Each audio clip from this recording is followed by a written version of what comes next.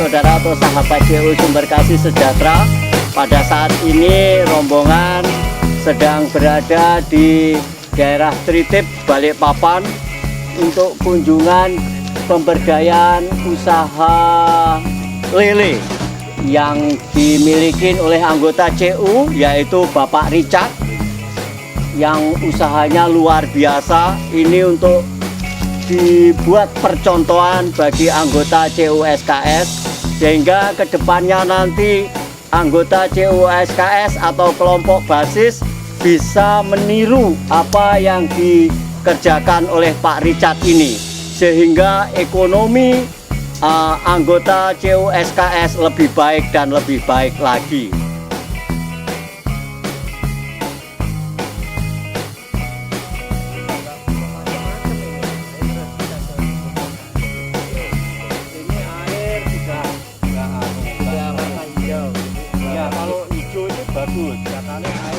Ya, Mas Richard, saya mau tanya nih, kapan Mas Richard menjadi anggota CU Sumber Kasih Sejahtera ini? Saya Pak menjadi anggota CU Sumber Kasih Sejahtera ini di tahun 2014. Oh, 2014, sekarang 2020. 6 tahun Pak 6 tahun, 7 tahun ya, 7 tahun berjalan luas ya. Mengapa Mas Richard kok pilih CU Sumber Kasih Sejahtera sih? Ya, awalnya kan ini dari informasi dari teman Pak ya, katanya apa agak berbeda ini. Untuk koperasi yang satu ini agak berbeda. Karena ada unsur sosialnya, ada rohaninya juga Pak ya, artinya ini gereja ya, ini gereja. Jadi saya sebagai warga gereja Katolik ya jelas pasti memilih CU sebagai ininya. Jadi jangan ragu-ragu kalau ada punya kemampuan punya keahlian di mana ya digunakanlah. Kalau untuk permodalan jangan takut, mungkin akan dibantu oleh Mas Richard kok memilih usaha budidaya lele. Ya. Jadi awalnya gini Pak, itu di tahun 2020 kan pandemi Pak ya, pandemi. Ya, jadi di mana banyak orang banyak PHK, banyak ya pokoknya terbatas lah untuk ininya. Jadi ada beberapa ya kayak teman begitu yang nganggur, ini coba cari-cari nih. Tadinya sih saya juga ada sampingan usaha AC, servis AC. Cuma karena pandemi kurang begitu. Inilah kita coba lele akhirnya. Saya bilang coba kita ada usaha lele. Tadinya mau di terpal itu, terpal biasa. Nah, akhirnya ya lumayan hasilnya sebenarnya. Cuma waktu aja kita kalah di waktu kalau pakai kolam terpal. Nah, jadi coba kita inilah kembangkan yang lele. Tadinya sih memang saya udah usaha sebenarnya, tapi di nila. Nila cuman kurang begitu inilah kalau nila. Kurang karena nila lebih repot daripada lele. Nah, pertimbangannya lele ini lebih gampang untuk di masalah airnya. Kalau nila itu nggak begitu gampang. Kalau air gitu ini dia nggak begitu berkembang baik. Apakah pemasarannya mengalami kesulitan atau gimana Pak Richard? Dan untuk pasaran sendiri sih awal-awalnya susah Pak. Awal-awalnya susah. Kita belum dapat kenalan pengepul. Tadinya saya mengalami kesusahan itu karena pas panen banyak saya itu pas kebetulan ikan di laut itu banyak juga. Disitulah ya di situ ya waktu itu ikan di laut masuk ya kayak ikan laut lebih murah, makanya pilih ya ikan laut. Nah tadinya saya akhirnya saya usaha lele beku waktu itu karena untuk nahan ini saya bikin usaha beku dan jalan sebenarnya, cuma tenaga yang untuk bersihkan bumbuin itu juga repot gitu. Nah itu tapi begitu saya sudah ikut kelompok peternak lele di sini, ketemu orang-orang pengepul, akhirnya kami punya sendiri. Dan sekarang ya puji Tuhan ya kita nggak istilahnya ada yang mau dipanen orang langsung ngambil, ada panen langsung habis gitu aja. Budidaya lele ini apa tantangannya dan apa rintangannya? Jadi gini Pak, usaha lele ini sebenarnya dibilang ya gampang tidak juga, susah juga tidak. Memang sih banyak kendala kita, terutama masalah dari bibit itu. Yang pertama itu bibit. Bibit itu kalau kita tidak dari awal kita tidak rawat baik. Nah, karena kami ini kan pakai bioflok tadinya untuk bibit. Setelah dia ukuran 67, kami pindahkan ke kolam. Nah, Nah, di situ sebenarnya masalah juga banyak di bibitnya. Jadi kalau mengatasi seperti air hujan ini kalau di bibit di bioflok ini kan kalau terlalu banyak air hujan dia asam Pak. Oh. Nah itu asam itu banyak biasanya dia punya apa namanya kulit atau apa itu kan kurang bagus ya apa namanya gitu ya? kering Pak, modelnya kayak kering itu. Oh. Kering. Nah itu bisa mati. Nah, karena kami dulu pernah Pak satu biji ini hampir semua mati. Oh. Ya itu mati saya 40.000 bayangkan Pak, 40.000 itu pernah ada kematian kita karena ini, tapi kami terus belajar. Nah, akhirnya kami menemukan satu inilah kalau hujan bagaimana ngatasinnya kayak ada terpal atau ini biar kayak ini atau kita bikinkan apa pembuangan yang memang kalau dia meluap langsung keluar. Nah itu kita ini saja. Lalu masalah juga ada di penyakitnya Pak. Nah, dia banyak penyakitnya, ada air monas itu kayak apa namanya dia bisa juga kayak kita kalau dia nggak sehat juga dia kayak ada penyakit apa namanya yang timbul gitu ya. Ya. Lalu ada bakteri kadang kayak dia putih apa kayak kumisnya putih itu sudah nggak bagus. Nah itu tapi kami sudah berhasil lah cara untuk mengatasinya itu ya. Karena tetap harus dipisah mereka harus ini kan. Jadi untuk rekan-rekan CU siapa tahu yang di rumah mau skala kecil ya. Iya betul. Kecil untuk konsumsi sendiri. Banyak caranya Pak. Ada yang bikin dari ember. Ya. Ada yang bikin dari ember, ada yang bikin dari terpal. Atau ada yang bikin dari bak permanen itu ya, bak permanen yang semen lah itu juga ada yang bikin begitu dan ada yang bioflok. Nah sebenarnya idealnya itu kalau mau sih bioflok, cuman bioflok kan ada bermacam-macam ukuran Pak, ada diameter 1, diameter 2, diameter 3 tergantung teman-teman CU kalau memang ada tempat luas ya saya sarankan sih bioflok atau terpal ya. Cuma kalau yang sempit apa bisa juga dari ember ember seperti ini ya Pak ya. Untuk konsumsi sendiri ya. Banyak kok anunya caranya itu. Cuma yang perlu dijaga itu cuma satu Pak, air. Oh, pH airnya Pak ya. Iya, air. Ya, itu kalau di kecil itu harus sering berganti air aja. Oh, gitu. Ya. Apa perlu alat untuk pengukurnya itu Pak? Sebenarnya sih kalau bagus sih pH itu Pak ya, ada ukur pH. Dia kan ada juga yang dari botolan itu yang kecil itu. Itu ukur pH-nya aja lah kalau memang ini. Dan kalau bisa diindikasikan kan kalau air bau itu pasti sudah ada amoniak tinggi tuh Pak. Itu aja, itu harus ganti aja. Seperti itu ya. Dan lele ini juga tahan, termasuk ikan yang tahan sebenarnya. Iya. Nah, dia nggak gampang mati kalau di ikan. Jadi itu aja indikatornya kalau sudah berbau, baru airnya dipegang gini kental. Ganti ya? Itu ganti aja. Oh itu aja ya, kalau istilahnya orang nggak begitu ngerti dengan ini itu pokoknya airnya bau kita ganti gitu karena aja kan dari ya. makanan sendiri dia makan kan ada amoniak gitu Pak. Ada sisa-sisa ya. Itu yang bikin berbahaya dia kan. Kita jangan sering-sering ganti aja. Oh. Nah kalau untuk soal pakanannya Pak Richard, usia berapa, ukurannya apa, terus usia berapa, gini ada aturannya ya Pak itu ya? Betul Pak, betul. Jadi kalau kita mulai dari bibit, yang bibit dari yang kecil ya, kalau di sini sebut kur 2 ya artinya 2 cm mungkin sekitar 2 cm. Itu masih pakan yang kecil Pak, jenisnya pakai pelet ya, ada yang nano, ada yang PF 500. PF 500 ya Pak itu yang kecil. Lalu kalau mereka sudah besar ya itu naik lagi ke PF 800, PF 1000. Nah kalau dia sudah makan sudah mulai besar kan kasih yang min 1, min 2, min 3 ya, min 3 paling besar ya, ukuran pelet itu Pak ya. Oke ya, diameternya pelet itu iya. Ini kan lele ini kan jenis ikan yang kanibal. Iya ikan yang kanibal, jadi ya sering-sering sih Pak orang sini bilang disortir atau dipilahin ya, dipilah-pilah. Betul, di grading. Jadi sesuai dengan ukurannya. Karena jika sudah ada yang segini Pak, namanya longgoran sini orang bilang ini longgoran ini, dia bisa makan yang kecil ini. Dan ini ya tiba-tiba kok masih dikit hasilnya. Ada yang besar sekali, ada yang masih ini ya itu harus disering-sering itu.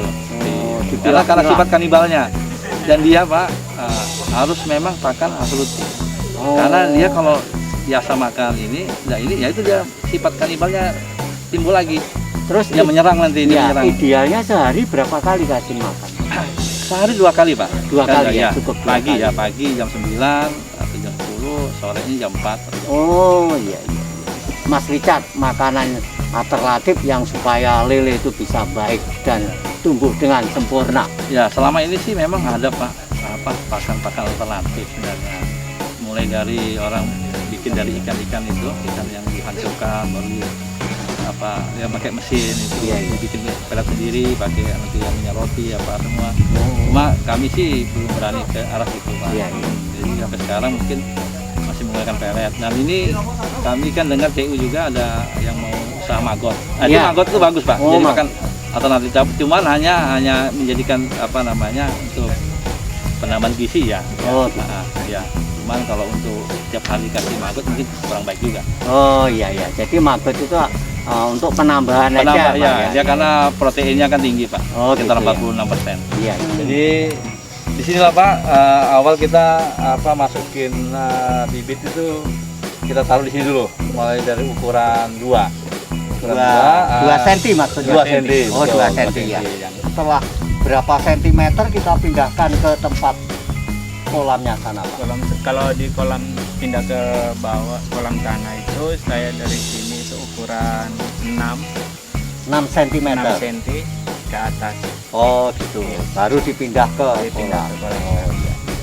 Itu kira-kira berapa minggu usianya? 2 minggu dari 2 minggu. Iya, dari 2 cm ukurannya 2 minggu udah dapat 6. Oh, 6 cm. Ya. Ini ukuran berapa senti nih, Pak? Ini 2 sampai 3 ya. ini 5. Oh, 5. 45 ini. 45. Ini yang kecil ini 3, Oh, ini 3, ini 4, iya iya.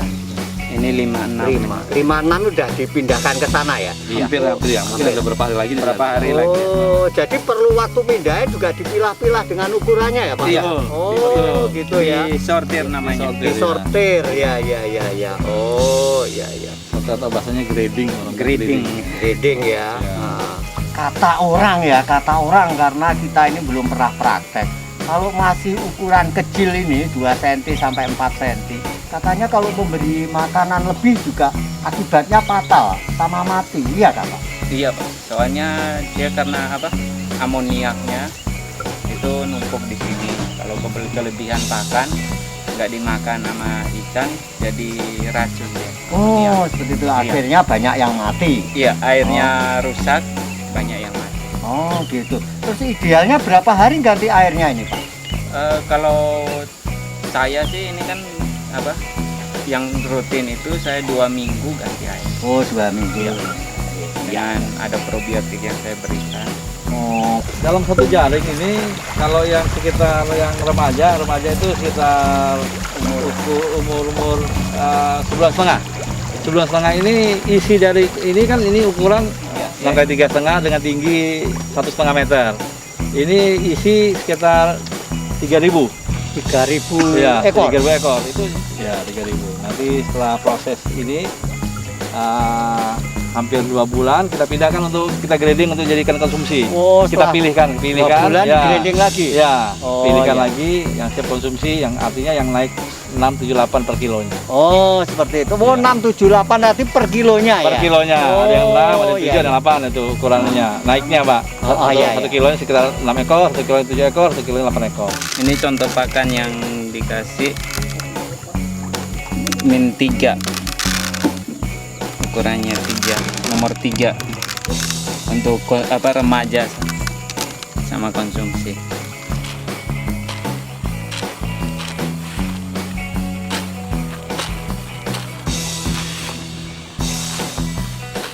Jadi kalau kita di sini Pak, biasanya seminggu tuh 2 kali kita panen.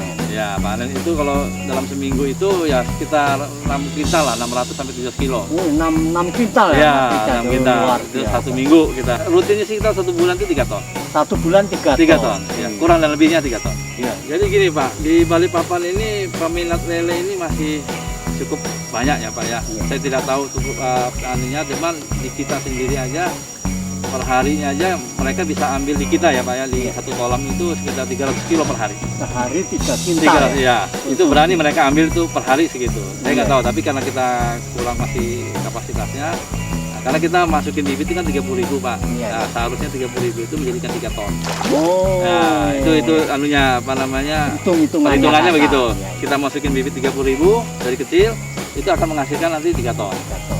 Ya, jadi untuk Balikpapan sih sangat-sangat bagus, masih Ya. lele masih sangat bagus, pasarannya masih Pemasarannya masih mudah masih, ya, masih, ya. nggak ngalamin kendala ya Mas Ya, Richard, ya, ya. Asal mutu sekarang kita ya dari Oh, kualitasnya. Ya. kualitas ikannya Ya, diperhatikan. ya, ya. Oke. Jadi kalau lele ini kita ada hitungannya FCR, Pak Komari. Ya. Jadi food conversion ratio. Nah, jadi rasio perbandingan itu biasanya 1:1. Jadi 1 kilo pakan itu harusnya menghasilkan 1 kilo lele. Nah, jadi situlah namanya 1:1 rasionya itu. Nah, tapi pada kenyataannya sih sebenarnya agak susah mendapatkan itu 1:1. Ya bisa aja kan kalau misalnya 12.000 pakan ya, Iya. lele kita jual 19.000 kalau di sini Ya. langsung orang ambil gitu. Jadi kan ada selisih 7.000. Ya, masih cuan 7.000. Ya, cuma 7.000. Nah, tapi kenyataannya sih bisa aja cuma 6.000 atau 5.000. Tergantung Iya. lelenya Ya, tadi ya. jadi Banyak. 1 banding misalnya 0,98 akhirnya atau Oh, iya, iya. 0,80 misalnya. Jadi karena nggak terpenuhi 1:1-nya. Jadi secara hitung-hitungannya nggak perlukan orang ahli akuntansi, Wah, Pak nggak ya. perlu, Pak. Nggak perlu Nggak ya. perlu, ya. Cukup Ya, dari ya. harga Jadi, pakan dan harga lele udah bisa. Ada indikatornya jadinya. Iya, Jadi kalau iya. pakan terlalu banyak, kok hasil lelenya sedikit, itu ada yang salah berarti. Oh, ya. seperti itu. Oke, Harusnya oke. dia kasih makan 3.000 kilo, harusnya 3 ton juga 3.000 Iya. kilo dia dapat hasilnya. Cuma kok nggak ini berarti nggak terpenuhi rasionya. Oh, seperti itu. Keuntungannya. Iya, iya. Oh, Gitu. iya, iya, iya. Lele nggak rugi ya? Nggak rugi Pak, pokoknya Iya. intinya nggak rugi. Nggak rugi ya, ya. Kalau masih mau usaha gini, saya rasa nggak rugi. nggak ada ruginya Nggak ya. ada ruginya. Apalagi kita main di kapasitas yang besar. Iya, iya, iya. Nah, karena kali-kalinya besar kan. Iya, iya. Nah, inilah. Wih. Wih. Lepas. Mas, dicatok, dipatek. Ya, Ini yang udah dipanen. Nah, tak duduknya boleh. nah. Dia kalau tinggal keluar dari sautiran ini, nanti sudah siap panen. kalau Nah, nggak ini. bisa. Ya, Kalau dia nggak bisa, keluar. dia nggak keluar. Oh, ini alat untuk memilahkan. Ya, tapi kalau dia bisa keluar, itu nanti taruh di sini. Itu berarti belum siap konsumsi. Ini yang siap Ya, kalau ini sudah siap panen. Jadi yang gede seperti gini-gini, Pak ya? Ya, Yang enggak sih. kalau Kalau, kita orang segini. banyak kan nggak mau yang gede gini. Ini. Ya. Ya, yang Nah, gini-gini. Idealnya kayak gini. Idealnya ini. Ini. Ideal di pasaran itu. Ini. Iya, iya. Ini sih ukuran 6, Iya, iya. 7. Oh ya, Yang karena ini, kalau untuk ya. dijual konsumsi itu ya. Ini 89. Oh. 789. Ini tuh 8. Iya, iya, iya. Kalau Delapan. yang itu kayak gitu. Jadi ukurannya ini untuk Delapan. memilahkan untuk apa? Trending. Grinding untuk alat untuk grinding. Ya, grading. Ini 6. Jadi kalau yang sudah nggak bisa keluar berarti untuk udah bisa konsumsi. untuk dikonsumsi. Ini Terima kasih Mas Immanuel, terima kasih Mas Richard. Baik, sahabat CU Sumber Kasih Sejahtera, demikianlah video pemberdayaan pada kali ini mengenai budidaya ternak lele bersama anggota CU Sumber Kasih Sejahtera, Bapak Richard, dan juga teman-teman, bapak-bapak, serta ibu dan Romo dari CU Sumber Kasih Sejahtera. Salam pemberdayaan, sampai ketemu di video-video berikutnya. CU Sumber Kasih Sejahtera, hidup saja!